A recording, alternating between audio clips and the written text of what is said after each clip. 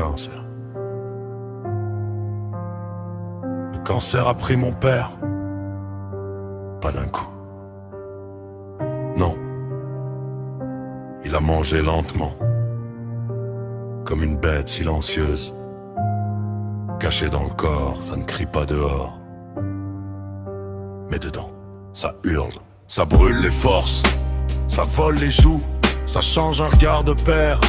Un regard de fou, un regard de malade, un regard beau, mais fatigué d'espérer. Les murs sentent l'eau de Javel, mais c'est nos rêves qui sont lavés. Au début, on appelle ça un combat. On dit il va s'en sortir, on s'accroche au traitement, au rendez-vous, aux mots du médecin, aux promesses dans les yeux de ceux qui rentrent puis qui reviennent plus. On lit les résultats comme des versets, on compte les globules, on compte les regrets.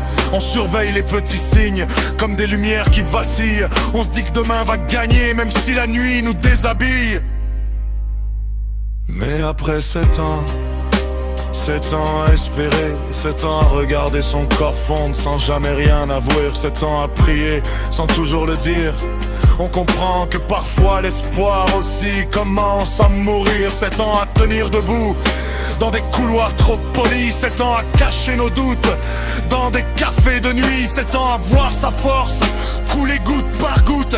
J'ai vu la foi dans ses yeux changer de route.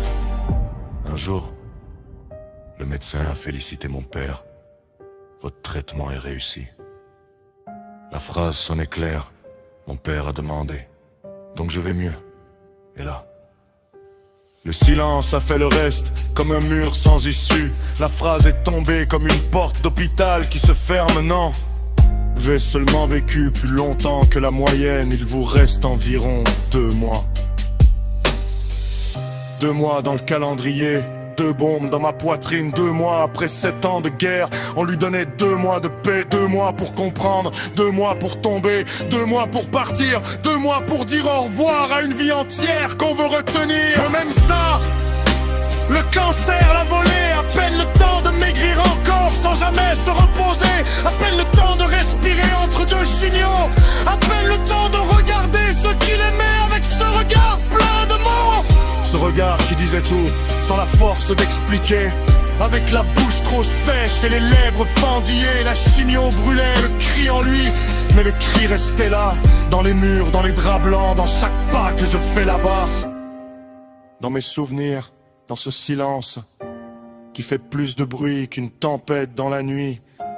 Dans les néons qui grésillent, dans les mains qui lâchent prise.